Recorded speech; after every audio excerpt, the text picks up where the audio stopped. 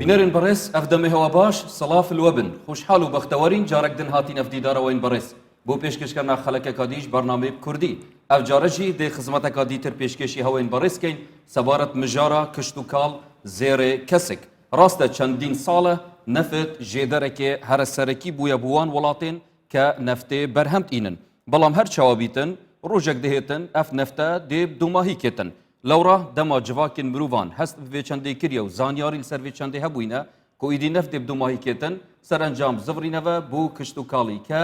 giringiyê bidene çandina kişt û kalî ku bibîte berhemekê dîtiran ku bedîlê dîtir bû neftê. Lewra ev babete dihête gengeşekirin nava bernamê bi Kurdî gel zor barês Mamosta Abdirehman Sedîq navê xûb navê we xêran deka gerim canavê Mamosta dikên zor bixêr Mamosta. Mamosta weke me amojepê day ke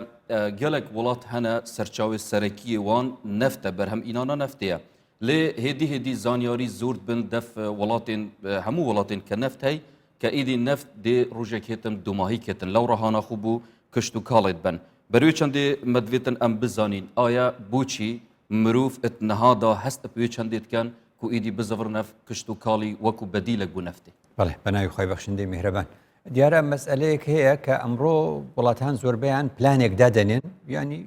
بەڵێن 2025 هەندێک دەڵێن 2030 ئەمانە پلانێکە وەکو بڵێ ئیشی لەسەرەکرێ هەموو ئەو پلانە ئایندەیانە کە لە داهاتوودا پێیان وایە پێویستە پێی بگەن ئیش لەسەرەوە دەکەن کەوا پێیان وایە نەوت ڕۆژە لە ڕۆژان نامێنێ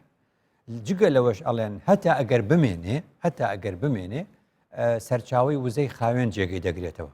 دەڵێن تەنانەت ئەگەر ئەو حاڵەتەش ڕوویدا ئەو کاتە ئەو نرخەی نابێ یا دەڵێن پێویست بەوە دەکات مرۆڤایەتی چۆن دەڵێ سەرچاوەکانی فرە سەرچاوە بن تەنها پشت بە یەک سەرچاوە نەبەستێ یان دەڵێن نەوت بۆ ئەوە نەبوو تەنها دەری بێنی و بیفرۆشی بەڵکو بۆ ئەوە بوو لەو بەروبوومە یا با بڵێم لەو قازانجەی کە لە فرۆشتنی نەوتا دەیکەی پێویستە بایەخ بدەی بە کەرتەکان و سێکتەرەکانی دیکە جامە لە چۆوە ئێمە باسی کشت و کاڵ دەمان خۆت ئەزانی کە نەوت دۆزرایەوە بە نەوتیان دەگوت زێڕی ڕەش زێری ڕەش بیستمانە لە عەرەبیە عێراق دەیگوت النفط الذهب الأسود الذهب الأسود بەمانای زێری ڕەش مەبەستیان نەوت بوو چونکە زێر زەردە بەڵام زێری ڕەش چییە نەوت بوو ئێستا بۆ ئەوە دەچن دەڵێن زێڕێکی ترمان هەیە کە پێی دەوترێ زێڕی کەسێک یا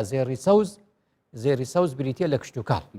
کشت و کاڵ لە هەموو دنیادا ئەتوانی بڵێ بە شێوازێکی سەرەکی لە ئەنجامی پێشکەوتنی تەکنۆلۆژیا خەڵک بۆی دێتەوە چ پەیوەندی بە ژینگەوە هەیە باسی دەکەم ئێمە باسی ژینگە دەکەین بۆ چێچین بۆ کشت و کاڵ پەیوەندیەک هەیە لە لای ئێمە بەلای کەمەوە بڵێن ینی ڕەنگە هەتا ئێستا سەرچاوەیەکی تر نەی سەلماندووە کە پێشی کوردستان یا پێشی ناوچەکەی ئێمە کشت و کاڵ هەبوو بێ ینی دۆزینەوەی دێی چەرموو لە دەوروبەری چەمچەماڵ و تەنانەت ینی زانکۆشی بەناوکراوە ئەوە نیشانەی ئەوەیە کە بۆ یەکەمین جار شتێک دۆزرابێتەوە مرۆڤ دەغڵودانی کردبێ و چاندنی کردبێ و بەروبوومەکەی دووری بێتەوە لە دەڤەری ئێمە و لە ناوچەی ئێمە و لە کوردستانی ئێمە بووە کەواتە ئەمە شتێکمان پێ دەڵێ کە تەمەنی کشت و کاڵ 10,000 ساڵێک بێ کەمتر بێ زیاتر بێ گرنگ ئەوەیە تا ئێستا سەرچاوەکان پێمان دەڵێن ئێمەین ئێ باشە چۆن ئەبێ ئێمە کشت و کاڵ لای ئێمەوە دەستی پێکرد بێ ئێمەش ئەوەندە دواکەوتوو بین لە کشت و کاڵدا هەموو شتەکانمان هاوردە بکەین جاڵێم هاوردەکردنە زیانی ئابووری هەیە دەزانم من دێمە سەر زیانە ژینگەیەکانی دوجار کە باسی دەکەم بەڵێ مامۆستا گفتیای کرد تەماشای جیهانە ئەڤڕوو بکەین هیچ وڵاتێک هەیە کە نمونەکە زیندی بیتن پاڵپشتیاوەیە ژمارەیەک بوو کشت و کاڵی بیتن وەک بەدیلێ نەفتێ لەوە باشتر بڵێم دەڵێن بەپێی ئامارەکانی نەتەوە یەکگرتوەکان خەڵک لە دنیا پیشەی زۆرەوانی ئەڵێ فلان دکتۆرە فلان ینی پزیشکە فلان ئەندازیارە فلان پارێزەرەوە بۆ شێوازانە بڕۆ فلانە کەس کرێکارە فلانەوەیە دەڵێن پیشەیەک کە پێشی ئەوانی دیگرتووە و لە پێشی پێشەوەیە دەڵێن ئەگە پیشەکان بکەی بە ڕێژەی سەدی لە دنیادا لە سەدا چەندی خەڵک ئەندازیارە لە دنیادا لە سەدا چەندی خەڵک پزیشکە ئاوا وەریگری لە دنیادا لە 142 ئینسانەکان یا خاوەن پیشەکان خەریکی کشت و کاڵن ئەوە بەرزترین ڕێژەیە کە لە 142 لە 142 خاوەن پیشە بریتین لەو کەسانی کە لە بواری کشت و کاڵ ئیشەکەن خۆی ما بین وڵاتی مەسەرن وەکو وڵاتێکمانە لە ئەوروپا بە ناوی چیکۆسلۆڤاکیا دوای کە دابش بوون جیابوونەوە بوون بە دوو دەوڵەت یەکێکیان چیکە ئەویتر سلۆڤاکیایە خۆچیکەکە چۆن دەڵێ سناعیە بەڵام سلۆڤاکەکە دەوڵەتی شە و خەڵک وای دەزانی ناتوانێت لەسەر پێی خۆی بۆستێ چکە سلۆڤاکەکە کشت و کاڵە بێ بۆ سەرباسەکە کەواتە تەمەنی کشت و کاڵ لەگەڵ مرۆڤایەتی دەست پێ دەکات تەمەنێکی دوور و درێژی هەیە 1942 پیشەوەران لە دنیا دەڕویان لە کشت و کاڵی کردو بە کشت و کاڵەوە خەریکن لەبەر ئەوەی کە گوتمان دەستەواژەیەک دێڵێ ئەگە زێر زەردە ئەوە نەوت بریتە لە زێری ڕەش ئەوە کشت و کاڵ بریتە لە زێڕی سەوز یان کەسک بە هەمان شێوە ئەوەی کە پێشتر دەڵێن کشت و کاڵ نەوتی هەمیشەیە نەوت کاتی و کۆتایی پێدێ بەڵام کشت و کاڵ نەوتی هەمیشەیە لایەکی تریشەوە دەتوانانی بڵێن نەوت کۆتایی پێدێ بەڵام کشت و کاڵ خۆی نوێک ئاتەوە بە بەردەوامی ئەو خاکە هەر دەتوانیت تۆ کشت و کاڵی لەسەرکەی دەڵێن دەکێک لەو شتانی کەوا پەیوەندی نێوان ئینسان و خاک بە یەکەوە دەبەستێ ئەڵێن باشە ئەوە زانیمان فڵانە کەس خەریکی کشت و کاڵە هەندێک پیشە هەیە وەسفێکن ینی چۆن نمونەیەک پێ بڵێم ڕۆژنامەنووس دەڵێن وەسفی پیشەکەی چۆن دەکەن دەڵێن ڕۆژنامەنووسی پیشەی ئەو کەسانەیە کە بە دوای ماندووبووندا دەگەڕێن ئەو وەسفی پیشەکەی ماندوو دەبێت بە دوای حەقائق و ڕاستیەکان ئەگەڕێن باش دەڵێن کشتیاری فەلاحەت مزارع وانە ئەوەی بەم کارەوە بە زراعەتەوە خەریکە و کشتیارە و خەریکی کشت و کاڵە ئەم سیفەتی چیان داوەتێ ئەڵێن بەستنەوەی ئینسان بەڕەگی خۆی لە خاچی خۆیدا بەستنەوەی مرۆڤ بەڕەگی خۆی لە خاچی خۆیدا بۆیە دەبینی هەموو ئەم کوردەواری یان یەکێک لە هۆکارە سەرەکیەکانی کوردەواری و ئەو کۆمەڵگانەی هاوشێوەی کوردەوارین کە بە خاکەوە پەیوەستن پەیوەستبوون بە خاکەوە وە هەستەکەن وەکو مرۆڤ ڕێگێکیان هەیە لەو خاکەدا مەسەلەی کشت و کاڵیە مەسئلەیەکەکە پیشەکە وای لێکردوون ڕەگدا کوتێ لەگەڵ خاچی خۆی ئەگەر نامەمستام تەماشای دیروکە بەشەریەتی بکەین وەکو جەنابەتە ژیامۆژە پێدا دیروکە ملەتی کورجی یعنی پەیوەست بووینە ئەب کشت و کاڵی بە زۆربەی هەرە زووری بەلێ توتبینی ینی کە ئێکیشوان سەدەمێت هەرە سەرەکی کە خەڵک ئەڤڕوو کە پشێوازێکی گشتیل کشت و کاڵی دیرکەفتیە سەبەبە کە هەبوونە نەفتێ بووە ڕاستە دەڵێن یەکێک لەو شتانی کە پێی دەگوترێ نەفرەتی نەوت نەفرەتی نەفت نەفرەتی نەوت بریتێ لەوەی کەوا ئابووری ئەم وڵاتانی کردە ئابوورێکی بەرخۆر یانی ئەوەی کە پێی دەگوترێ ئیستیهلاکی بەو نەوعاوای لە دێ کۆمەلگا هەمووی پشت بە نەوتە بەستێ بۆیە ئێستا سێرەکەی خەریکە بڵێن وڵاتێکی وەکو ئیمارات کۆتایی بە مەسلەیە بێنێت و تر پشت بە نەوت نەبەستێ و پشت بەشتی تر و سێکتەری دیکە بەستێ ئێمەش جگە لەوەی کە باسی گەشت و گوزار دەکەین باسی کشت و کاڵ دەکەین ئەمانە بابەتێکن ئێستا پەیوەستەکەینەوە بە بواری ژینکە بزانە ئینگلیز قسەیەکیان هەیە لەسەر ئەوەی کە گوتم یانی ئینسان پەیوەست بێ بە خاچی خۆی کشت و کاڵێکێکە لەو مەسەلانە کە ڕەگی ئینسان لەگەڵ خاکی خۆیدا پەیوەست دەکاتەوە ئینگلیز دەڵێ تۆ کشتیاری ینی تۆ مزاریعی بەڵێ ئەڵێ کەواتە تۆ بڕوات و تۆ ئومێد و هیوات بە داهاتوو هەیە هەر کەس کشتیاری کرد ئومێدی بە داهاتوو هەیە پەیوەندی بداهاتووی لێرەوە مەسئلەیەکی گرنگ دێ چۆن ئینگلیز بە کەلتور بە کولتور دەڵێن کەڵچەر بە زراعەش دەڵێن ئەگریکەڵچەر ینی هەردووکی ناوەکانیان تێکەڵ کردو لەگەڵ یەکدا دەڵێن چۆن پەیوەندی بەیەکەوە هەیە پەیوەندێکە لەوێەوە هەیە تۆ کە شتێک ئەچێنی قەت شتێک نەبووە ئێستا بیخیتە ئەرزەوە ئێستا دەرچی یەکسەر کەواتە چی ئەوێ زمانێکی ئەوێ چاوەڕێکردنی ئەوێ کەواتە وەکو ئەم خەڵکی خۆمان کە شت دەچێنێ ئەگەر ئومێدی نەبێ ناچێنێ مانای ئومێدی هەیە کەواتە یەکێک لەو هۆکارانی لەباری دەرونیە ئەگریکەڵچەر دەبێتەوە بە کاڵچەر چۆن ینی دەڵێن کشت و کاڵ دەبێتەوە بە بوارێکی کەلتوری ئەوەیە گەل فێری چی دەکا فێری ئەوە دەکا خۆی بەدەستی خۆی شتێک دەچێنێ لە هەمان کاتیشدا ئارامی و سەبری هەیە چاوەڕێ دەکا بەروبوومەکەی دەبینێ ئومێد بەخشە ئەوتەمە قسەیەکی ئینگلیزە ڕووسەکان دەربارەی کشت و کاڵ کە پێشکەوتون لە بواری کشت و کاڵدا بەتایبەت لە ساڵانی هەفتا ساڵی سەردەمی چۆن دەڵێ سۆشیالیستی و کۆمونیزمی ئەوانە دەڵێن ڕووسەکان دەڵێ ئەگەر برستیتە حەفلە و ئاهەنگ و شایی و سەیران نانت بۆ ناهێنێ ئەوە چێڵگەکەتە بڕۆ زراعەت نانت بۆ دێنێ یعنی ئەم پەندە شتێکی ساکارە لە وتنەکەیە ڕەنگە بە ڕووسی جوانتر بێ من نایزانم بە ڕووسی بێڵم بەس بە کوردەکەی وا دێتەوە بە کوردەکەی وا دێتەوە دەڵێ ئەتەوێ خۆشبژی حەفلە تێرت ناکە ئاهەنگ شایی تێرت ناکە ئەوە چێڵگەکەتە ئەوە خاکەکەتە ئەوە زراعەتەکەتە ئەوە چاندنەکەتە تێرت دەکە کەواتە هەموو گەلان ئاگاداری ئەم بابەتە بوونە لێرەوە بینی یعنی کە دەڵێ کە تۆ زراعەتت هەبوو قەت برسی نابی کە تۆ کشت و کاڵت هەبوو بەردەوام بەروبوو من دەوێت بۆیە خوددا لە قورئاندا ینی بە جۆرێک وەسفی کشت و کاڵ ینی خوددا وەسفی بەهشتمان بۆ دەکا یا وەسفی جۆرێک لە کشت و کاڵی پێشکەوتومان بۆ دەکا لە دنیادا تا چاوی لێ بکەین فەرمێ تؤتی ئوکولەها كل حين بإذن ربها يعني جورك لك شتوكال شيء معناه يعني همو كاتك كل حين همو كاتك برهمي دبي بإذن خدا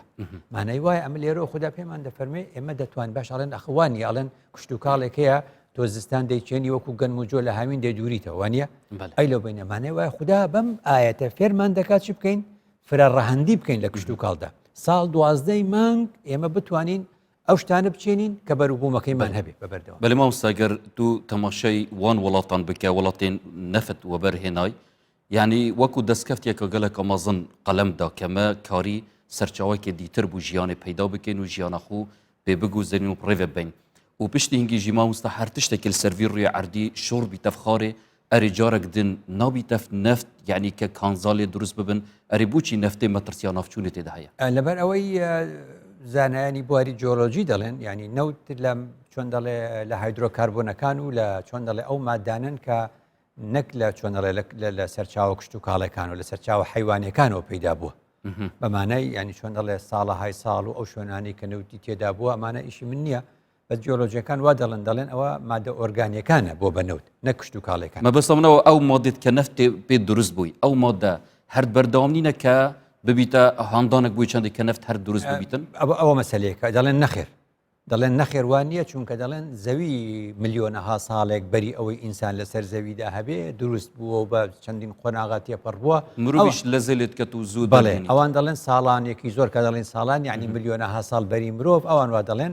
ینی شوێنێک کە ئەمڕۆ نەوتی تێدایە ڕەنگە شوێنی کاتی خۆی ئۆقیانوس بوو بێ ڕەنگە بە ملیۆنەها چۆنداڵی جانەوەری دەریایی تێدا بوو بێ و هەموو ئەمانە دۆجار وشکی کردبێ و نەمابێت و لە ژێر خاکدا ئەوانت گۆڕابێتن بۆ ئەو شتانە ئەو باسێکی زانستیە ئیش من نییە ناتوانم قسەی تیا بکەم زۆر باشە مامۆستاگەر ئەم بزڕینە دەقێن ئاینی کە وەکو بێژن ناوا بەرناوی بە کوردی دا هەندێک جار ئەم دیچین بەرف ئاینیژی کە بزانین چ سەرچاوە هەیە سەبارەت کشت و کاڵی ئایا ئاین بچ شێواز بەحسا گرنگیا کشت و کاڵی دەکەن خوا لە قورئاندا دەفەرمێ لیەئکولوا من ثەمەریه معنای وایە پێمان دەڵێ کشت و کاڵ حەق چۆن ئاەتەکان بینی خوددا چەند سەدان ساڵە باسی کردو و دوای مرۆڤایەتی ئێستا پێشی ئاەتەکە باسی ئەومان کرد کە ینی دەڵێن مرۆڤ دەتوانێت کشت و کاڵی بێ بە بەردەوامی بەروبوومی هەبێ کە خوددا دەفەرمێ لیەئکولوا من ثەمەریه کەواتە تۆ شتێکت چاندووە شتێک دەخۆی ئەمە بوو بە دروشمێک لە سەردەمی کۆندا لە عێراق دەیان کورد ئەوەی بچێنێ دەخوا ئەوەی بچێنێ دەخوا مەدە بەروبەر لیەئکولوا من ثەمەریه بەڵام وما عەمیلەته ئەیدیهم ئەمە چمان پێ دەڵێ ئەمە ئەوەمان پێ دەڵێ ئەم ئاەتە لیەئکولوا من ثەمەریه دەشێ خوددا کۆمەڵێک ڕووەک و کۆمەڵێک بەروبوومی سروشتی بۆمان دروست کردبێ کە دەستی خۆمانی تێدا نییە دوای دەچین ئێمە لە بەروبوومەکەی دەخۆین بەڵام خوددا فێرمان دەکات لەگەڵ ئەوەیە پشت نەبەستین تەنها بەو بەروبوومەی لە سروشتەوە دەستمان دەکەی و دەستی خۆمانی تێدانێ و تەمبەڵ و تەوەزەل دابنیشین فەرمێ لیەئکولوا من ثەمەریه وما عەمیلەته ئەیدیهم لەو ثەمەرەش وما عەمیلەته ئەیدیهم بەم دەستانەی خۆمان ئەبێ شتێکمان لێ دروست کردبێ ئەمە ئەمڕۆ پێی دەڵێن سناعاتی غیزایی ئەمڕۆ پێی دەڵێن تۆ اقتصادێکی زراعی چۆن ئابووریەکی کشت و کاڵی تەیە یعنی ئەم بەروبوومە و چۆن ئێستا دەڵێن ئەم تەماتەیە فرێ دەدرێ خوددا پێمان دەفەرمێ وما عەمیلەته ئەیدیهم یعنی چی بکە بە دەستی خۆت لەو بەروبوومە بیکە بە سناعەت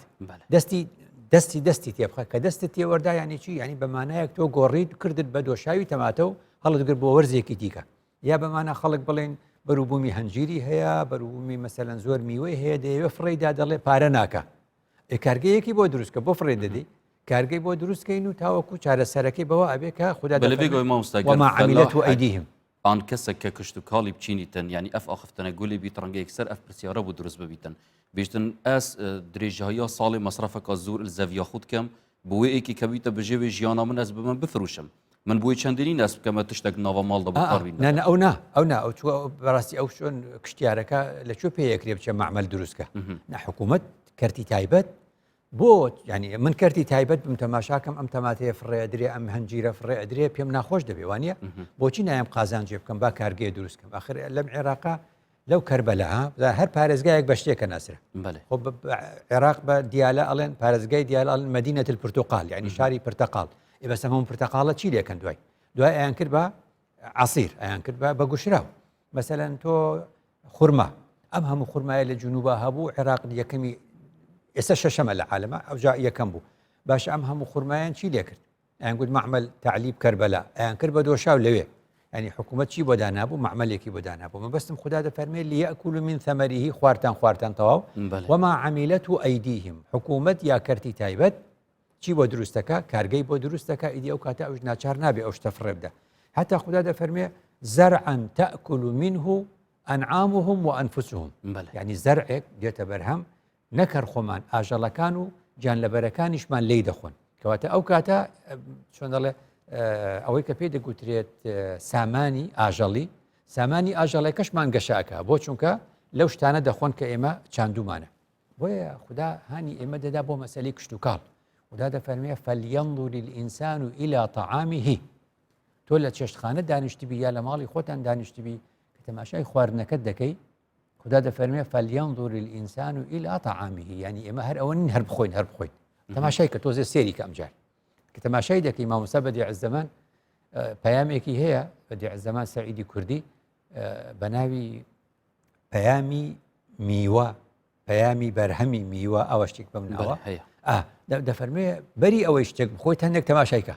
هەندێک تەماشایکە بزانە خوا چۆنی دروست کردووە چۆنی دیزاین کردووە کۆڵێ خدا دەفەرمێ فەلیەنظر الئینسان إلى طعامه ئەم تەعامە چۆن هاتووە ئەنا صەبەبنا الماء صەبە ئاوێکی زۆر لە باران و هاتۆتە خوار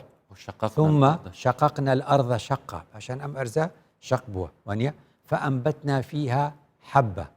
ئەو تۆوەکانمان تێفڕێدا وعنبا وقضبا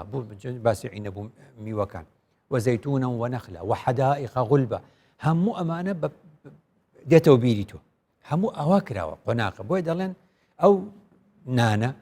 کە لەسەر خوانە لەسەر سفرەکەی تۆیە ئەگە تەماشایەکەی سلسلەکەی زنجیرەکەی لە چۆ هاتووە زۆری خەڵک پێوە ماندوو بووە بۆیە ئێستا یعنی ئەمەی کە دەڵێن ناوی خوای لێبێن و بسم الله بکە لەسەر خواردن پیرۆزە جگە لە ناوی خودایانی ئینسان دەبێت تۆزە بیریشی لێ بکاتەوە کامنیان بێ بۆ سەرباسەکە کەواتە خدا دەفەرمێ وآیەة لەهم چییە وآیەة لەهم الأرض المەیتة ئەحیەیناها یعنی یەکێک لەوانەی کە ئەڵێ خدا چۆن مرد و زیندوو دەکاتەوە دێڵە تەماشایم ئەرزە مردووە بکەن خدا چۆن زیندوی دەکاتەوە ئەو ئەرزا هیچی لەسەر نییە ڕقە و بەردەڵانە و دوجار دەچێڵدرێ و دوای چێڵانەکەی چاندنی لەسەر دەکرێت و ئەوە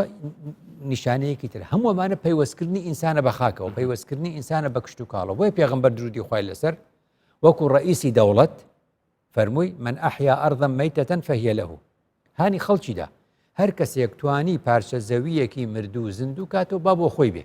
هەموو جا دەڵێم ئەمەوەک ئەو وایە حکوومەت لە ڕێی وەزارەتی کشت و کاڵەوە بە ئەندازیاریانی کشت و کاڵی و دەرچووی پەیمانگای کشت و کاڵی بڵێ هەرێکی دووەنمێ دووەنم چەند دووەنم ئەرستان دەدەمێ و بیچێن و بە شارگاوێ چەندی ببێژە مامۆستا گەشت ڕووی دینی جەنابێتە بێ ئاختنی ببێژیتن وەکە شلانی عێرفانی و ڕۆحی ینی هانە خەڵکی بدەین کە خەڵک گرنگی بدەتە چاندنا کشت و کاڵی و ڕێزێ لێ بگریتن ئەریش ڕووی سیستەماتیک بە کە وەکو حکوومەت و حکمڕانیەت چەندە گرنگە حکوومەت هانە خەڵکی فعلی بدەتن کە خەڵک برف کشت و کاڵی زۆر ڕاستە ئەمە بەداخۆ ینی سێرێکی ئێستا ئەوانەی پۆلی 12 تەواوەکەن ینی کەمیان کشت و کاڵە نووسن ینی لە بواری چۆن دەڵێ پڕکردنەوەی فۆرمەکە و لیستەکەیە کەمیان کشت و کاڵە نووسن کەواتە گرنگە تۆ جارێکی تر کە بایەخ بە کشت و کاڵە دەی بینەوە لە ڕێی زانکۆکانی شەو جارێکی تر بایەخ بدرێ ئەگە خەڵک زانی خەڵک ئێستا لە زانکۆ دەرەچوو کاری دەست ناکەوێت بەس ئەگەر زانی دەرچووی زانکۆ بێت لە کۆلێجی کشت و کاڵ ئەرزێکی دەدرێتێ یا بە کرێ یا بە کڕین یا بە شاراکەت لەگەڵ شەریکی لەگەڵ حکوومەتە بۆ نمونە ئەگەر ئەمە بزانێ بێگومان خەڵک ڕوو لە کشت و کاڵەکە ڕوو لە کشت و کاڵەکە ئەو کاتە ئێمەش بەرهەمێکی باشمان ئەبێ لەبەرەوەی خدا لە قورئان دەفەرمێ كلوا من ثمره إذا أثمره کاتێک کە دێتە بەرهەم لێی بخۆن وآتوا حقه يوم حصاده کەواتە کشت و کاڵە بێتە مای ئەوەی کە تۆ کشت و کاڵت کرد وانە زەکاتی کشت و کاڵەکەت ئەگەر من نەمبوو تۆ بەشی منی شەدەی وآتوا حقه يوم حصاده لە ڕۆژی درێنەکردنی ئەو بەروبووم و دانەوێڵە و جۆ و گەنمە برنجە هەر شتێکی ترە حەقەکەشی دەدەی کەواتە لێرە بۆمان دەرەکەوێ نوێژ پەیوەندیەکی ستونی عەمودیە لە نێوان ئینسان و خودا بۆ خەڵک نییە بۆ مانایەن پەیوەندەکە لە نێوان ئینسان و خوددایە بە زەکات پەیوەندێکی ئاسۆییە ئەتباتەوەی وئات و حەقەه یەومە حەسادی یعنی تۆ چیەکەی لەو بەرووبوومە لە نوێژەکەی خۆت بەشی کەس نادێ بەڵێ من ئەمڕۆ نوێژم کردو بەشی تۆ شەدەم تۆ نوێژ مەکە من لە جاتی تۆ کردووە بەس لە زەکاتە کە تۆ دەوڵەمەند بووی بەشی ئەوانی دیکەش دەدەی کەواتە بوو بەمای ئەوەی پەیوەندەکە پەیوەندێکی ئاسۆیی بێ بۆیە خوددا دەفەرمێ بزانە هەمووی وتم قورئان یعنی نووسراوێک نییە خەڵک بڵێ قورئان کتابی کشت و کاڵە بڵێ قورئان کتابی سەناعەتە ئاوانە قورئان پەیامی خوددایە بەڵام ئیشارات دەدا خوددا لە قورئان دەفەرمێ فأخرجنا لهم من كل الثمرات خەتێ بچەشە بەژێر من كل الثمرات دەڵێ قەدیمەیان گوت وڵاتی ئێمە تەماتە هەر هاوین هەیە تەماتە بەس لە هاوینە هەیە وا بوو زمانی من تۆ گەنجی زمانی من ئەوە خەڵک وشکی دەکردەوە لە هاوینە لە زستانە دەیکردە نێو چێشتەکەەوە دەیگوت هەر معجونیان دەکرێت ئەو کات مەسەلەن بامیە وشکیان دەکردەوە باینجان وشکیان دەکردەوە هەموو شتێک وشک دەکرایەوە لە هاوین لە زستانە بەکاریان دەهێنایە بۆ چونکە لە زستانە نەبوو بەس ئێستا لە ڕێگەی ئەوەی کە پێ دەگوترێ ماڵی شوشەیی بەم شێوازە دروستی دەکەی ئەو شتێکەوە لە زستانایە لە هاوینە ئەیهێنی ئەوەی لە هاوینە هەیە لە زستانە ئیهێنی کەواتە تۆ لە ئاەتەکە فێر دەبی لیەکولوا فأخرجنا لهم به من كل الثمرات فأخرجنا لهم من كل الثمرات بل اف آتا پیروس ما مستوانه تا آماجه پیدای فأخرجنا لهم من كل الثمرات يعني بشوازه که گشتی و رهایت بجیتن همی جو رفیقی که از دی بونگل عربی در هنم بلت همان دمدا بونمون آخا کردستانی بکل که هندک جورت شتین دیتر نهایتن اریابه چه دیگه هینید اوه کواته باسکا چون دلن يعني وشي بدل هي لزماني عربي دلن بدل كل عن كل يعني كواي قد يعني همو اما كافرمي من كل الثمرات بيقومان يكو دوانيكي هر برناكوي انا كوي بشريت وكوي عرض بحث وكو كوي عرض همو تواوا بلام لهمان كاتج دا ستو نابيني دولاتي اما دا هنديك شت هي 24 چون عفوا سال 12 مانگ همانه سال 12 مانگ اگر جمانه شتيكت في دله لجغرافياي فراوانه اگر جغرافيا كتسق بو هر بشي يكشتكا بس ئەو وڵاتانی کە فرەسە ئێران وڵاتێکە مەسەلەن ڕووبەرەکەی 1,600,000 کیلۆمەتری دووجایە یعنی ئێران 4 ئەوەندەی عێراق ئێران 2 ئەوەندەی تورکیایە لەم ڕووبەرە فراوانە بەردەوام سێرەکەی زستانیشی تایە و پای ینی 4 فەسڵەکەی بە بەردەوامی تایە ئەتوانێت ئەوە بچێنێ ئەگەر ئێمە ئەوەمان نەبوو ئەتوانین دروستی کەینەوە هەر نەشمان بوو بە نەوعێکی تر خەڵک دێت لە وڵاتێکی دیکە ئەرز ئیجارەکە تۆ زانی قەتەر لە سوودان ئەرزی ئیجار کردووە پارەی ئەرزەکەدا بە سوودان بەڵام بەرووبوومەکەی بۆ ئەوە بەستم ئەوە بوو یعنی خوددا ڕێگەیەکمان پێ نیشاندا نەتیجەیەکمان نەداتێ فأخرجنا لهم من كل الثمرات هەوڵ بدەین بۆچی خوددا دەفەرمێ لەسەر لەم ئاەتە دەفەرمێ إن في ذلك لما من كل الثمرات إن في ذلك لآيات لقوم يتفكرون أما أهلي فكر دەزانێ فکری لێ بکاتەوە ئەگە فکری لێ نەکەیتەوە دەڵێ ئەخ نابێ وەڵی زەحمەتە من زۆربەی بەرووبوومەکانم چۆن هەبێ کە فکر لێ کردەوە دەزانی جا لەبەرەوە گرنگی کشت و کاڵ لەوێ دێ گرنگی کشتیاری چۆن دەڵێن جوتیار ئەوەیە کە دەچێڵێ جوتیار ئەوەیە کە ئەرزەکە دەچێڵێ هەندێک وا دەڵێن لە ڕووی زمانەوانی دەڵێن کشتیار ئەوەیە کە کشت و کاڵەکە دەکات دوای باشە هەر کامی بێ ئەوە زمانەوانی باشتر دەزان لە ئێمە یعنی دەڵێن گرنگی کشت و کاڵ لەوێ دێ کە خوددا خۆی یەکێک صفاتێک لە صفاتەکانی خوددا خۆی کردووە بە کشتیار يعني خدا لما برسار دكا لسورة واقعة خدا دفرمي أفرأيتم ما تحرثون أو إيوان أرز دكيالن أأنتم تزرعونه أم نحن زارعون أو إيوان زرع دكنو توي تفرد دنو إدي أم تو سوز دبيتو دي تبرو بومتشيو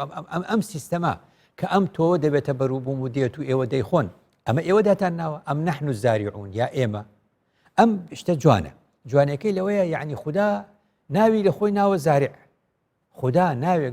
ناو بصفت خدا صفتك لصفاتي خوي كر بزارع بويا كسيك ام كاري كشتو كالي دكا كشتو كالي كاري كي بيروزا چونك خدا خوي بقول الله او ايمين مزارعين او ايمين ام كارمان دانا او ايمين ام سيستم مان دانا كبم شوازه بالرب بويا سما شاكا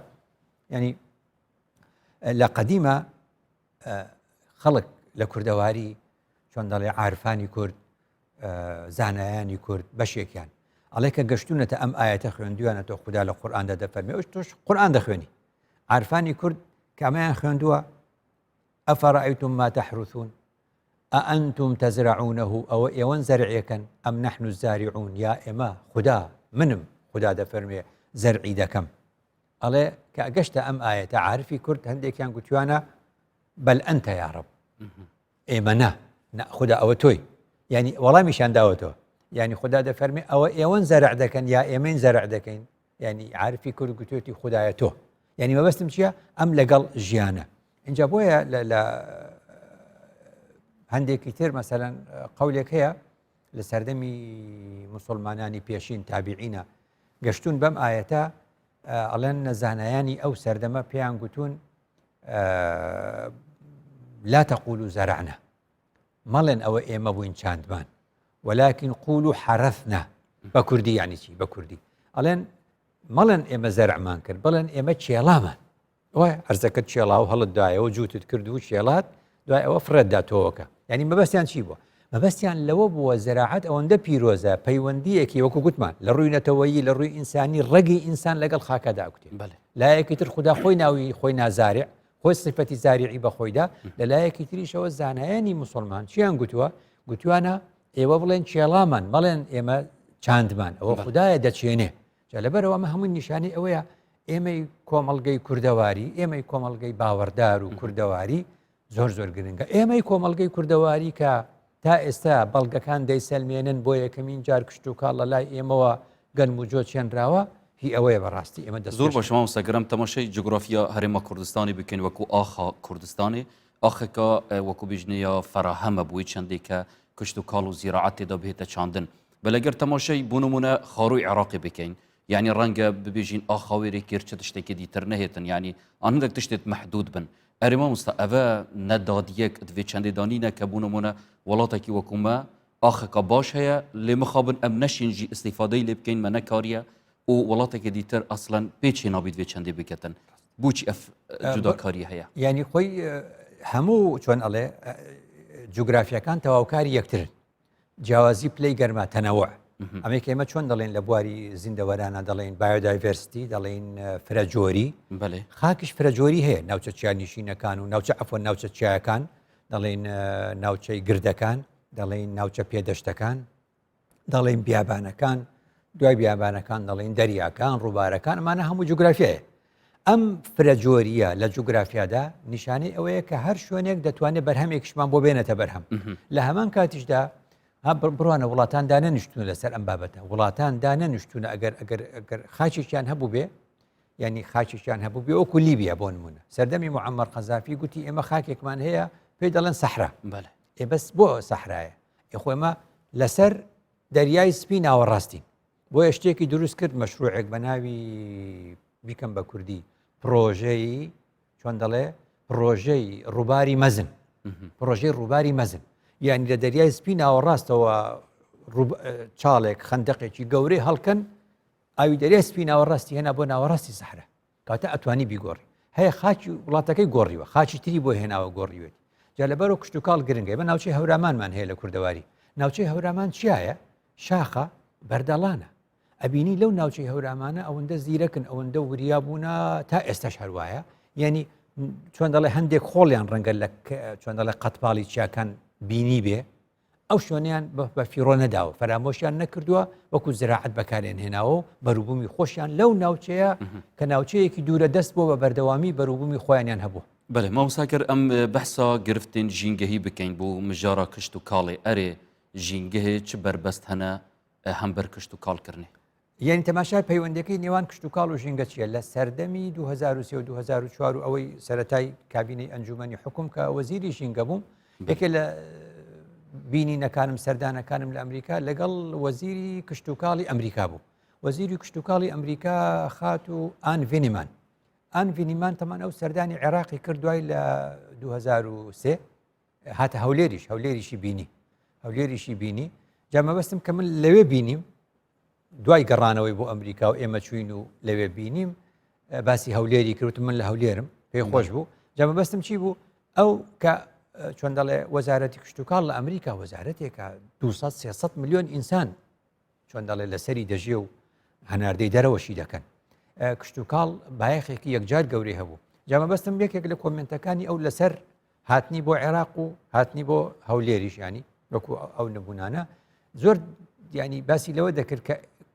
عێراق وەکو بڵێ خاچێکی بەپیت و لە دێر زەمانەوە ئێمە وشەی عێراقمان نەزانیوە بەس ئەمانزانی پێڵێن وڵاتی نێوان دوو ڕووبارەکە چۆنە بێ وڵاتی نێوان دوو ڕووبارەکە وڵاتێک بارانی زۆر بێ وڵاتێک ڕووباری هەبێ و کشت و کاڵەکەی حاڵی وابێ ئەچەن ئێمە بۆ کار تەوەقعەوە بووە کە وڵاتێکی کەسکە ڕاستە اینجا لەوێ مەبەستم چی بوو لە باسەکەی ئەوە بۆچی یەکێک لە سەردانەکەمان بۆ لای ئەو بوو بۆ دۆزینەوەی مەسەرەن ئەو پەیوەندی نێوان کشت و کاڵ و ژینگە پەیوەندی نێوان کشت و کاڵ و ژینگە چونکە لە زۆربەی وڵاتاندا هەندێک جار ینی چۆن دەڵێ پەیوەندیەکە نەدۆزراوەتەوە بە جوانی ئێمە هەوڵ بین ئەو پەیوەندیە بدۆزینەوە لە نێوان ژینگە و کشت و کاڵدا یەکەم شت کە تۆ کشت و کاڵت کرد بەروبوومێکی یەکجار زۆرت دەبێت ئەم بەروبوومە زۆرەی کە دەبێت بەشی خواردنی خۆت دەکە دوای ئەوە دەتوانانی لێ هەناردە بکەیت و پارەش لێ دەستکەوێت و دەتوانانی شتیشی پێ بکڕی کەواتەمە چی لە کۆڵت کردەوە کۆمەڵێک پیشەسازی زیان بەخشی لە کۆڵت کردەوە یعنی من دەتوانی لێرە پیشەسازیە کارگەیەکی بچووکی زیان بەخش بە ژینگە دابنێم ئیشێکی بچووک بۆ من بکە بەس بەهۆی کشت و کاڵەوە کە من بەروبوومەکەم پەیدا کردو لە پارەی هەناردەکردنەکەشی پارەم دەستکەوت لە جاتی ئەو کارگە بچووکەی کەوا ژینگەی پێویستەکەم ئەو کارگەیە دانانێم ئەچوم ئەو شتم ئەکڕی لێ لە دەرەوە ئەم کڕی ئەوە پێی دەڵێن چی دەڵێن بەراوردی ئەوەی هەموو جار هاوردەکردن خراپ نییە هاوردەکردنیە کە پارەکەی لە کشت و کاڵەوە دەستکەوت بێ و شتی پێبێنی و پاک بێ تۆ پیسبوونی ژینگەکە لە کۆڵی تۆ بۆتەوە لەجاتیەوەی کەوا معملێکی زۆر بچکۆلە دابنیت و ژینگە پیسکە گوایەتەوە بەڵێ نەتیجەی دام هەموو جار نابێژین دنیا هەموو ئێک ماڵە مرۆڤاتیە و ژینگە هەموو مرۆڤاتیە ڕاستە کەواتە چۆن دەڵێن تەکنۆلۆژیای پێشکەوتوو لە دەرێ هەیە ینی ئەگەر بەروبوومێک کارگەیەکی ئەوروپی بۆمانکە ئەو حسابی خۆی کردووە کە ژینگە پیس ناکە بەس کارگەکەی من هێشتا لە تەکنۆلۆژیای تازەی نەهێناوە ژینگە پیس دەکاتەوە جا لێرە ئەمە خاڵێکی تر یعنی بتوێنێتەوە ڕوبەری سەوزایی چەند زۆر بێ ئەگە بە کشت و کاڵیش بێ هەر ئۆکسسیژین زیادەکە هەر گازی دوانە ئۆکسیدی کاربن کەم دەبێتەوە خۆمە هەموو هەوڵەکەی ئێمە و ئامانجی ئێمە لە بواری ژینگە ئەوەیە کە ئۆکسسیژین زۆر بێ و گازی دوانە ئۆکسیدی کاربن کەم بێتەوە خۆ کشت و کاڵ بکەین لە ئەنجامی کشت و کاڵدا بێگومان کۆمەڵێک پاشماوەی کشت و کاڵ دەمێنێتەوە کۆمەڵێک بەروبووم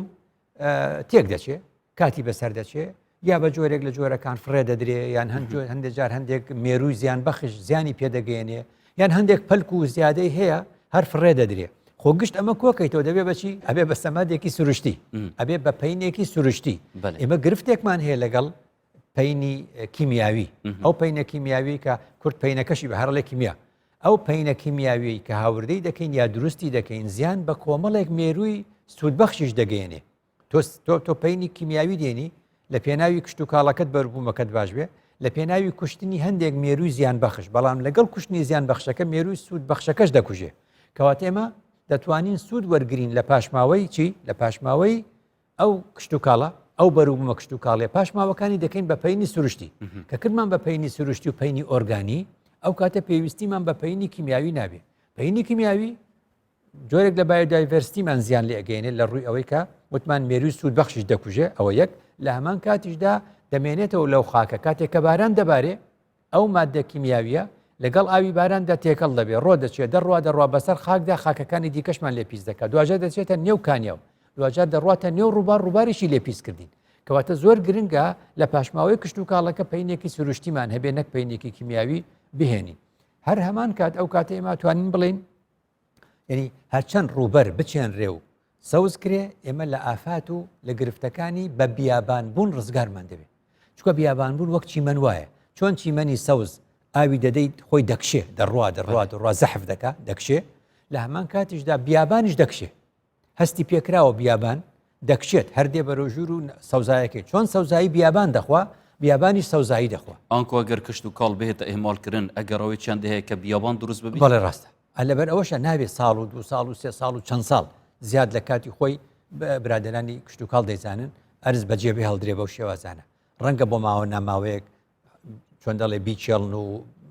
هەتاو لێی با و ئەو حیکایەتانی کە من باشی لێ نازانم بەڵام ئەوە دەزانم کە بەجێهێشتن بە شێوازی درێژخایەن ئەوە بە خۆی زیانی گەورەی هەیە ئەمە بەم شێوازە بەڵام لەلایەکی ترەوە ژینگە سوودی چیە بۆ کشت و کاڵ کە ئێمە هەموو هەوڵێکمان لە پێناوی ئەوەیە ئێستا 2015 لێن ڕێکەوتنامەی پاریس ئەوە دووار ڕێکەوتنامە بۆ کە لەو بوارە یانی وەکو بڵێ گەورە بێ و نێودەوڵەتی بێ ئەسە بۆ 2020 چین ئەبواە لە 20 بکرایە بەڵام بەهۆی کۆرۆنا دواخرا کۆنفرانس ئێستا چێتە گلاسکۆ ئەچێتە گلاسکۆ لە بەریتانیا ساڵی 2021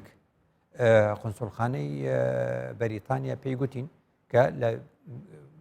2021 بەریتانیا خۆی ئاماداکە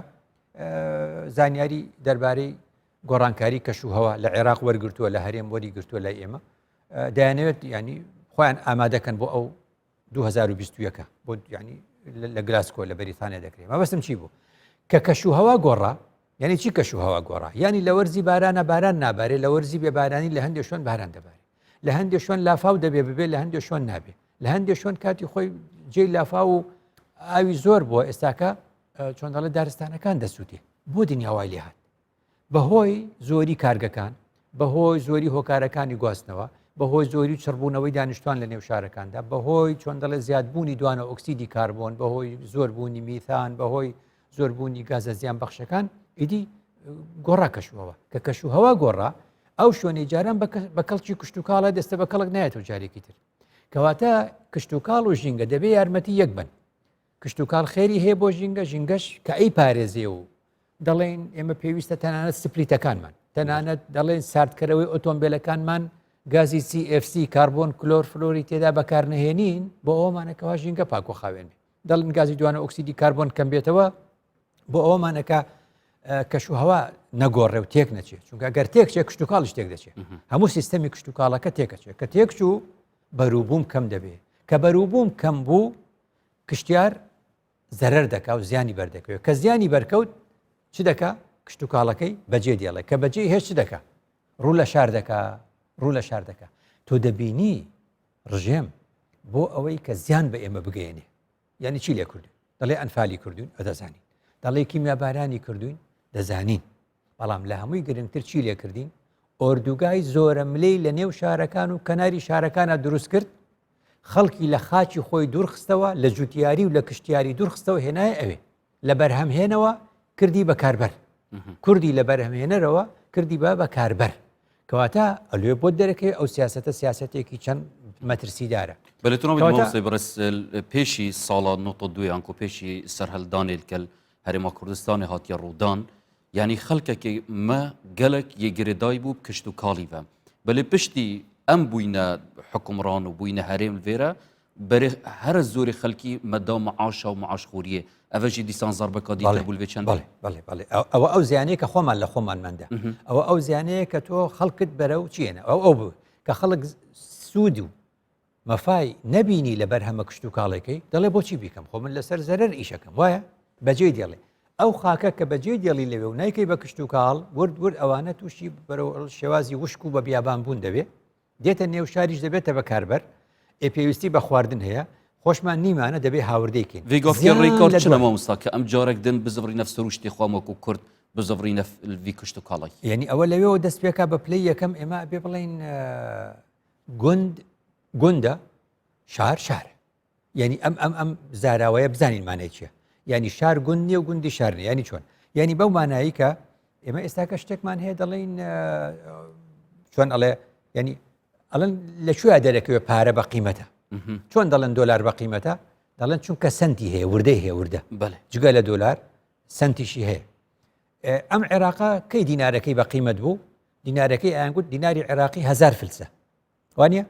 لە بازار بە منداڵێک دەتوانی 5 فلس هەبوو بیدەیتێ 10 فلسی شتی پێ ئاهات 5 فلس 10 فلس 25 فلس 50 فلس 100 فلس 250 فلس 500 فلس اینجا دینار ئەم نیشانەی فلسانە چی بوو لە خوارەوە بەهای دینارەکە بوو دەڵێن هەر وڵاتێک شاری هەبوو گوندی نەبوو یعنی وردەی نییە پارە گەورەکەشی قیمەت ناکە شارەکەشی بەهای نیەیتر ئەوە ئێمە ئێستاکە شارەکانی ئێمە بۆچی بەکاربەرن هیچ ئینتاجێکی نییە هەر بەکاربەرە چونکە گوندی نییە دیناری عێراقی بۆچی بەهای نییە عێراق ئەو وڵاتەیە کە ئێستاکە وردەی نییە عێراق وردەی نییە هەموو کاغەزەکانی دەست پێکا و پارەی ئاستیتیان نیە مەبەساتە لەبێ خستنی چ دەشتەوە سەدەمات بێژی گوند نییە ڤێگافکێمە ئێمە گوندمان نییە بەمانە گوندی بەرهەمهێنەرمان نییە یعنی گوند وەکو جاران ڕاستە خەڵکمە ئێمە زۆربەی گوندی هەیە بەس گوندەکەی خۆی بەشی ئەوەندەیە بەشێک یعنی خەڵک لە شار کە بێزارە بێ یا بێتاقەتە بێ یا ئەڵێن کۆڕۆنایە ئەڕاتەوە بۆ گوندەکەی خۆی تۆزێت تای دانیشێ ئەمە بەرهەممان دەوێت کەواتە لێرەوە زۆر گرنگە دەڵێن یعنی وڵاتان تەماشایان کرد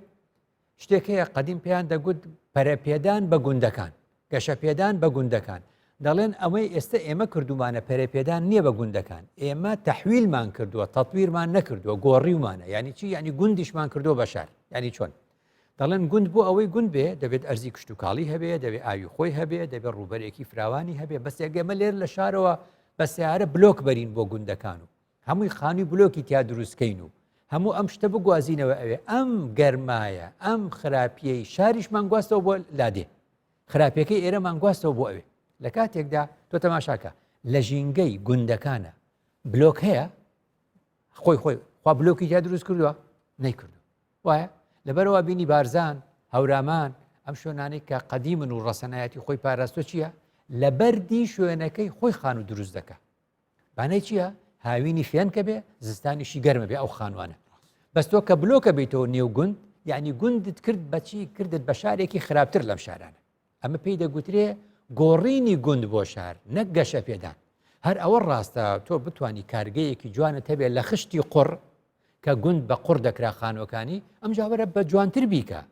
بەو شێوازە مەیکە بەڵام هەر دارە ڕای تیا بەکاربێنە هەر خشتی جوانی تیا بەکاربێنە تەکنۆلۆژیای نوێ بۆ ئەو مادانەی کە لە گوندەکەیە هەیە ئەفخستنە جەنابێتە وەکو بژنێت تەوجیهە ئاڕاستەکریە بوو تاکێ خەلکی گوندا جیتن یانجی ئاڕاستەکریە بولانی بەرپرس بۆ بەرپرس و بۆ خەڵکیش بۆ هەر هەمووی ئەوەی کە گوندی هەیە ئەوەی کە لە چۆن کوردەواری بەشی زۆرمان هەموو ینی خاوەنی گوندێکی یان لە گوندێکەوە هاتوینە کەواتە باسەکە لەوەیە لە ئاستی سیاسەتی نێودەڕ بڕوانە یعنی کابینەی پێنج خاڵێک لە خاڵەکانی باسی چیتیایە باسی خودبژێوی یعنی عەرەبەڵێ ئیکتیفای ذاتی باسی چیدایە باسی پەرەپێدان بە گوندەکانی تایە سیاسەتی گوندەکان مانای ئێوە گەشتێتە کابینینەوە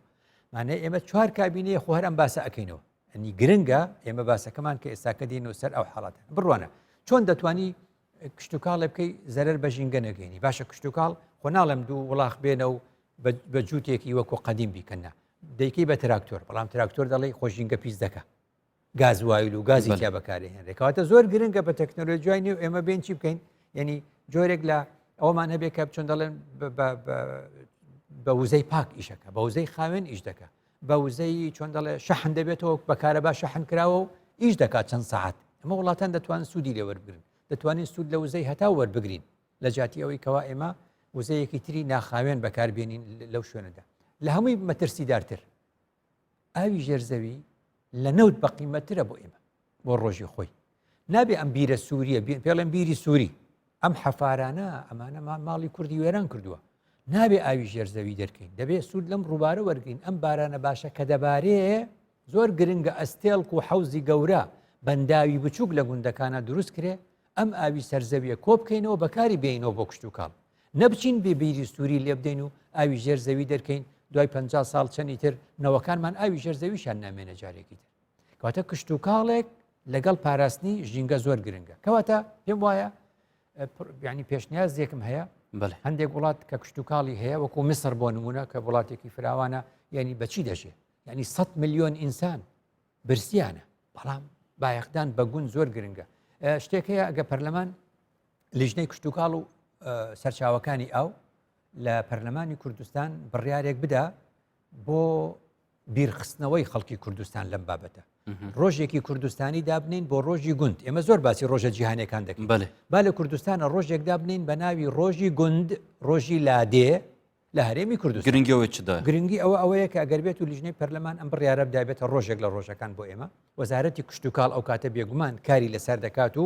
ئەو ڕۆژە زیندوو دەکاتەوە بە کۆمەڵێک چالاکی ئەو ڕێکخراوانی کۆمەڵگەی کەمەدەنی کە بە پەیوەستن بە کشتتوکاڵەوە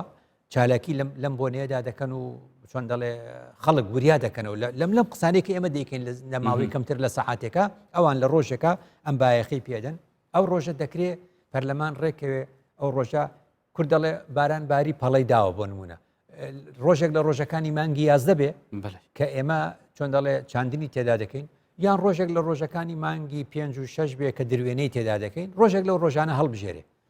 زۆر گرنگە ئەو ڕۆژە لۆگۆیەکی بۆ دانێ پەرلەمان کە ڕۆژی گوندی هەڵبژار لە کوردستاندا لۆگۆیەکی تایبەتی هەبێ دەکرێت چەرموو بێ بۆ نمونە کاڵێن ئەو گوندە کۆنترین گوندە تا ئێستا کە کە کشت و کاڵی تێدا دۆزرا بێتەوە بە شێوازێک لە شێوازەکان کورد ڕگی داکوتاوە لەگەڵ خاچی خۆیدا یەکێک لەو هۆکار و میکانیزمانە بریتی بۆ لە کشت و کاڵ هەر لەوێ شوێ دەستەواژەیەک هەیە دەڵێن هەموو کەس لەسەر ئەرزا بە هەشتێکی خۆی هەیە وەک خدا دەفەرمێیەکێک خدا دەفەرمێ لە سوورەتی کەهفە کە خەڵک مسلمانان زۆربەی لە ڕۆژی جمعە و شەوی جمعە دەیخوێنەوە ولولا إذ دخلت جنتك بەڵێ قلت ما شاء الله لا قوة إلا بالله کەواتە ئەو باخ و بێستانی کە هەیەتی خدا بە جەنەت ناوی ئەبا یعنی تەسەوڕکە ئەو بەهەشتەی خدا وعدی بە ئێمەداوە کورد دەڵێ بەهەشت قورئان ناوی ناوە جەنەت جەنەت یعنی باخ و بێستان جەنەت یعنی شوێنێکی سەوزایی کەواتە لە بیرمان نەچێ کشت و کاڵ و سەوزایی و ڕوبەری سەوزایی خدا بەهەشتی بەو ناوە ناوناوە خدا لە قورئاندا بەو کەسە دەڵێ لەولا إذ دخلت جەنەتەکە یعنی إذ دخلت بوستانەکە بە ناوی ناوە جەنەت کەواتە لێرەوێ دەگوترێ خاک ئاخ یا گوند دەڵێن گوند بەهەشتی کشتیارە گوند بەهەشتی جوتیارە لەبەرچی لەبەر ئەم مەسەلەی کە پەیوەستە بە خاچ زۆر باشە مامۆستا بەڕێز ئەگەر دووماهی تەوەرم سەرپاخفینان بەحساوی چەندی بکەین ئەرێ چ بهێتەکردن وەکە ڕێکار بۆ زەڤڕاننەوە خەڵکێمە بۆ وەکو جەنابێ تەماشا پێدای بۆ گوندا و دیسان بۆ کشت و کاڵێ بەڵێ زۆر گرنگە کە بزانین خەڵک بیر لە خۆی بکاتەوە ئەو کاتێک کە تۆ لە گوند هەر کەسێک لە گوندەوە هاتبێ بۆ شار بڵێ چۆن خەڵک تووشی غەریبی ئەبێ جۆرێک لە غوربەت ینی خەڵک لە وڵاتی ئەوروپا بێ هەر فکری لای وڵاتەکەی خۆیەتی هەموو ئەو کەسەش کە تەمەنێکی لە گوندە هەبووە دوای کە هاتوۆتە شار هەر دڵی بە گوندەکە دەکرێتەوە مانای چییە؟ مانای لە نێو شاردا هەست بە جۆرێک لە غوربەت دەکە هەست دەکە ئەوە شوێنی ئەو نییە ئەمە وەکو هەستکردن بەڵێ کەواتە لێرەوە دەبینین بە خەڵک دەڵێن ینی ئەو کاتێک کە تۆ خاکی خۆتە لەسەر ئاخی خۆت دانیشتووی کشت و کاڵ دەکەیت و بەروبوومی خۆت و چۆن دەڵێ دەیفرۆشیت و دەیهێنیت و ینی ئەمە پەرە پێ بدەین و حکوومەت کارگەی بۆ دروستکە کەرتی تایبەت کارگەی بۆ دروستکە ینی بەها شکۆ بۆ کشتیاری بگەڕێنینەوە بەها بۆ کشت و کاڵ بگەڕێنینەوە بەها بۆ گوند بگەڕێنینەوە هەفکاریکردنەوە کەسانین کشت و کاڵێتکەن چەند گرنگە وەکو گوتم ینی بۆ ئەندازیاری کشت و کاڵی کە بە ساڵانە چەند سەتی لێ چۆن دەڵێ دەردەچن لە زانکۆکان بۆ ئەو کەسانی کە دەبنە یاریدەدەری ئەوان لە پەیمانگەکانی کشت و کاڵی دەردەچن ئەوانەی لە ئامادەی کشت و کاڵ دەردەچن هەموو ئەمانە گە دەستیان بگری ئەمانە ڕوبەرێکیان هەبێ کشت و کاڵ بایەخی پێ بدەی شکۆی کشت و کاڵ بگەڕێنیتەوە شکۆی ئینسان دەگەڕێتەوە بۆ تەماشا دەکەی ئینسانێک ڕەنگە لە خاچی خۆیدا کشت و کاڵی کردبێت چەند بەڕێز و چەند بە بەها سێری خۆی کردووە ئێستا ئەم جۆرە کە دێتە نێو شارێکی ملیۆنی لە کەناری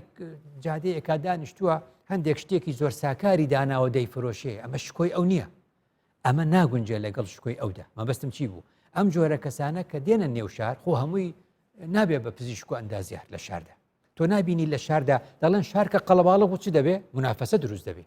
شارکە قەڵەباڵغ بۆچی دروست دەبێ پەلاماردان دروست دەبێ پیشە بەشی هەمومان ناکە ورد کۆمەڵە پیشەیەکی نزم دروست دەبێ کۆمەڵە پیشەی نزم ینی وای لێ دێ خەڵکێک زیان بەژینگە دەگەێنێ ئەچە تایە هێنێ چی لێ دەکە ڕەنگە 20 تێنە بەڵە تەلەکەی دەرەکەم ئەمە کەی پیشەیە یا ڕەنگە هەندێک کەست دەستکەوێ وەکو لە کامیرەکانی چاودێری دەیبینی دەگەڕێ سەرمان هۆڵەکان ئاستنەکەی هەڵەگەڕێ و دەیبا و دەیتوێنێتەوە یا دەیبا وڵاتان دەیفرۆشێ و بە قاچاق ئەیدەنە وڵاتی تر ئەمە کەی پیشەیە ئەمە پیشە نین ئەمە دزیکردنە مەبەستم ئەمە بۆ تووشی ئەم کارە نزمانە دەبن ئەڵە شار پیشەیتیانە لە کاتێکا پیشە لە دەرەی شار زۆرە ئێمە ئەگەر بگەڕێنەوە سەر خاک یعنی حکوومەت سیاسەتی وابێ خاک پەیوەست کاتەوە بە ئینسان پەیوەست کاتەوە بە خاک ئەو کاتە لەم هەموو گرفتە ڕزگارمان دەبێت یعنی هەر ئەوە کە بزانین شار ورد پڕ دەبێ یعنی چی یعنی گرفتی ژینگەی لە شاردا دروست دەبێ قەڵەباڵغی لە شارە دروست دەبێ ئۆتۆمبیل دروست دەبێ خۆ جاران دەیانگوت لە گەڕەکێکا وەڵی نەخۆشیەکەیە ئۆتۆمبیلی نی ئەو گەڕەکە ئەوە زمانی تۆنیە زمانی منە من لە گەڕەکێک گاژیاوم کاتی خۆی کە ئەوەک ئۆتۆمبیلی تیانە بووە یعنی خەڵک ئەگەر ناچار بووە چی بکەین بەشوە خەڵکیان بە باوش و بە کۆڵ گەیاندوە تا شوێنە تا سەرجادە تەکسیەکی بۆ بگرن لەبەر ئەوەی زوو بیگەێنن کەواتە لە نەبوونی ئۆتۆمبیلە خەڵک نەگەشتۆتە خەستەخانە لە سەردەمی گەنجێتی مناڵی من ئێستا لەبەر زۆری سیارە خەڵک ناگاتە خەستەخانە و سەح هەلیکۆپتەری پیا کردووە دەڵێ گە ڕووداوێک ڕوودا لە سەر ڕێگە گشتەکانە چی بکەین مەگە بە هەلیکۆپتەر بیگەێنین وانە لە زۆری ئۆتۆمبیلە هیچ سیارەیەکی فریاکەوتن ناتوانێت بگاتە کەواتە ئەمە ژیان نییە بەم نەوە قەڵەباڵغیەکمان دروست کردووە لە نێو شاردا ئەو کات کە گوتم ساڵی 1900 بابی لێ مەجارێت بەڵێ. ئەو کەسەی گوێ لێ نەبووە بەڵێ ئەوەی گوێی لێ بۆ لێم بێزار نەبێ ئیحساکەی عێراق پێشی 1965 گوتم لە 1960 دووهۆک لە گوند بوونە باقیەکەی لە شار بووە ئەو کات دووە کەشتا نەبووتە پارێزگاش 1962 هەولێر لە گوند بووە 1962 لە گوند بووە باقیەکەی تری لە شار بووە 1950 سلێمانی وەک پارێزگا لە گوند بوونە کەواتە هەرسێ پارێزگا کە کۆی کەرەوە 1960 و 62 58 کۆی کەرەوە دابەشی سی کەرەوە تێکرای معدەلی بۆ دەرکا یعنی لە ساڵی 1965 یعنی بەری 55 ساڵ ئەکا تقریبا ئێمە بەری کەمتر یا بەری زیاتر لە نیو سەدا 1962 کوردستان لە لادێ بووە بۆیە خەڵکی شاریش ئیسراحەت بوو خەڵکی گوندیش ئیسراحەت بوو ئەو بەروبوومی هەبوو ئەمیش لی دەکرێت بەڵێ تۆبینی ئەف گۆڕانکاریان نەها دروست بووی کە زوریا خەڵکی هاتیێت ناو شاراندا تۆبینی ئەیکش باندورن دیتر عولەمەیە و جیهانگیریەوە خەڵکی کردە ناتوانم با بڵێم بۆچی لەبەر ئەوە ئەتوانم با بڵێم ینی بایەخی گوند نەما لایەکەوتم ڕژێم وای لێ کرد کە خەڵکی گواستەوە ئۆردوگا زۆرم لێکان و دوای خەڵک شار بەڵام ئێمە زۆر گرنگە بیگوازینەوە زۆر گرنگە بایەخی گوند و لادێ شکۆی بۆ بگەڕێنینەوە زەوی تیادا بێتە تەوزیع کردن بەڵێ مامۆستا خەڵکی وێگافکێ ئامادەنیەت ژیانێکە سادەدا بژیتن کێشەل وێرە هەیە یعنی ئێمە ناڵین بزان ئەمە باسی تەرحیل نییە ینی باسی گەڕانەوەی خەڵک و جێڕانەوەی خەڵک نییە ئارەزوومەندانە ینی خەڵک بۆ ڕوو لێرە بۆ خەڵک بۆ ڕوو لە شار دەکە خەڵک بۆ ڕووی لە شار کرد و شاری قەڵەباڵغ کرد لە ڕووی کشت و کاڵ زەرمان کرد ئەرزمان بەجێهێشت لە ڕووی ژینگە زەرمان کرد شارێکی قەڵەباڵغمان دروست کردووە هەمووی کاربۆن دوانە ئۆکسیدی کاربۆنە بۆچی لەبەرەوەی لێرە بژێوی ژیانی هەیە تۆ ناتوانانی بە زۆر بەس دەتوانی چی پێڵن حەوافز هاندان یعنی تۆرە بڵێ گوند و لادیەکان ئاوەدانەکەەوە وانە ئەوەندە دوێنم بۆ چۆن دەڵێ ئەندازیاری کشت و کاڵی ئەوەندە دوێنم بۆ دەرچووی پەیمانگای کشت و کاڵی ئەوەندە دوێنم شێوازێکی غێر مباشر خەڵک ڕوونگەکەت ئەوک ئەوەی پێغەمبەر درودی خوای لەسەر فەرمی من ئەحیا ئەرضەن مەیتەتەن فەهیە لەهو یعنی تۆ ئەمە دروستکەیتەوە لەگەڵ پەیوەندی کۆمەڵایەتی پەیوەندی نەتەوایەتی لەگەڵ ئاخ و خاکی خۆمان دروستە بێتەوە پەیوەندی ژینگەی دروستە بێتەوە پەیوەندی کشت و کاڵی دروست دەبێتەوە هەموو ئەمانە وامان لێ دەکاکە ینی چۆن دەڵێ بە ئارەزوومەندانە خەڵک ڕوو لە گوندەکان بکات زۆر سپاس مامۆستای بەڕێز هەرساخ و سەلامەت بی ئەف ئەخفتنێن پڕ هەژی و جوان سوپاسی جەنابێتە بکەین بەڵێ بینەرین بەڕێز وی ئەوەی دەهینە دمۆیاوێ خەڵەکێ و زۆر سپاس بۆ هەوێن بەڕێژی هێویاماوە مەشیاویتن خزمەتەکە بچیک پێشکەشی هەوێن بەڕێز کردیت و هێویاماوە ئەم هەموو وێ چەندێ بکەین ئەوە مامۆستای وەکە ڕێنمای وەکە ئاموژگاریت مەڕاگوتیە ساخ و سەلامەت